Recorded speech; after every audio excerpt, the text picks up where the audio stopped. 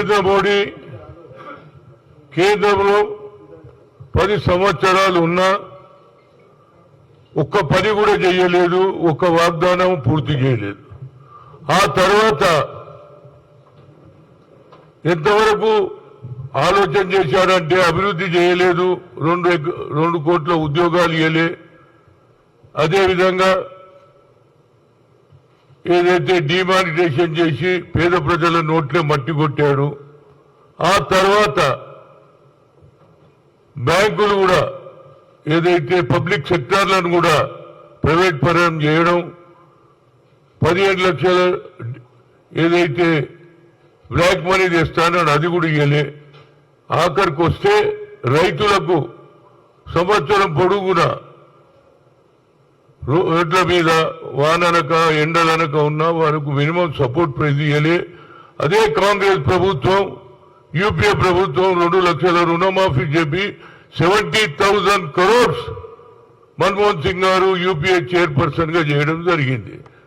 ఆఖరికి వస్తే ఏది దొరకలేదని అయోధ్యలోనే రాముని గుడి కట్టించినా దేవుడే నన్ను పంపించిండు అని నడ్డా చెప్తాడు.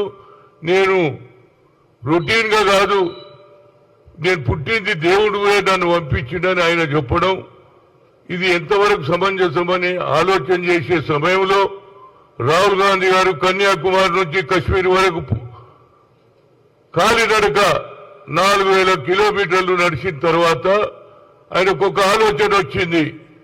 ఈ భారతదేశంలో అట్టడుగున ప్రజానీకం, బడుగు బలహీన వర్గాల వారు, పేదరికంలో ఉన్నటువంటి ఏదైతే 90% మందికి, అది ఎస్సీ కావచ్చు, ఎస్టీ కావచ్చు, ఓబీసీ కావచ్చు, మైనార్టీ కావచ్చు, వీరికి అన్యాయం జరుగుతున్నది అని చెప్పగలిగినటువంటి ఏకైక వ్యక్తి Rahul Gandhi. We come to the power, wheel conduct caste wise census. అంతటితో ఆగలే, 50% సీలింగ్ ను కూడా తీసేసి బడుగు బలహీన వర్గాలకు చేశారు. అదే నరేంద్ర మోడీ ఈబీసీలకు 10% రిజర్వేషన్ ఇచ్చినా మేము ఎక్కడ మాట్లాడలే. కానీ ఇప్పుడు ప్రజలు తెలుసుకున్నారు ఆయన డబుల్ ఇంజన్ ఎక్కడ ఫెయిల్ అయింది, ఉత్తరప్రదేశ్ లో ఫెయిల్ అయింది. ఆడ 80 సీట్లుంటే అక్కడ ఏది ఎస్పీ పార్టీ అఖిలేష్ యాదవ్ రాహుల్ గాంధీ కలిస్తే 44 సీట్లు గెలవడం జరిగిందంటే ఇది టోటలీ ఫెయిలియర్ అయిన గవర్నమెంట్.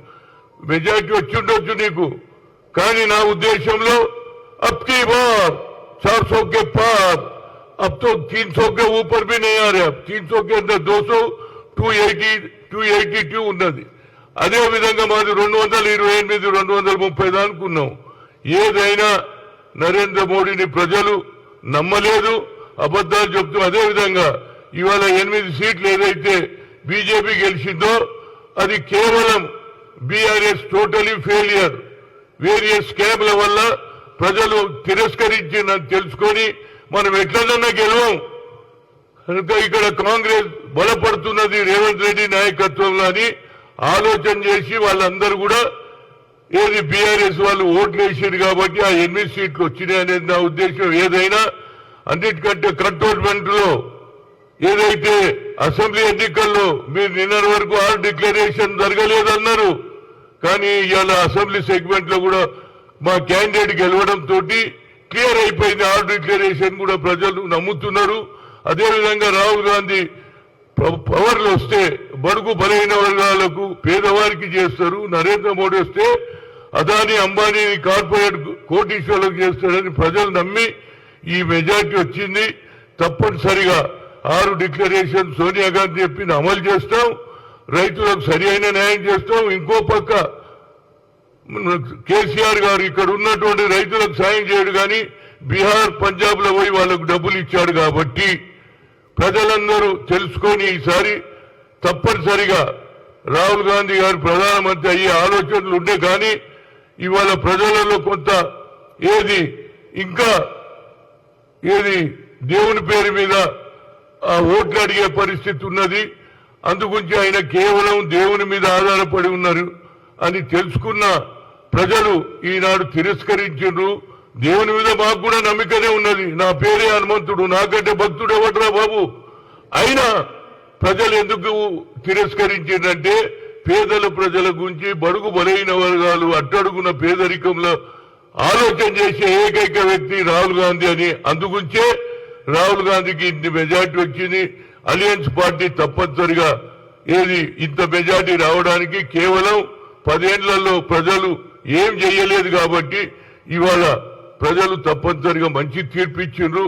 తెలంగాణ రాష్ట్రంలో 6 డిక్లరేషన్ చేస్తాం, నిరుద్యోగ సమస్య తీరుస్తాం, రైతులకు సరి అయిన న్యాయం చేస్తాం. వచ్చే ఎన్నికల్లో తప్పనిసరిగా 5 ఏళ్ల తర్వాత ఎప్పుడు ఎన్నికలు జరిగినా మళ్ళీ కాంగ్రెస్ ప్రభుత్వమే వస్తుంది.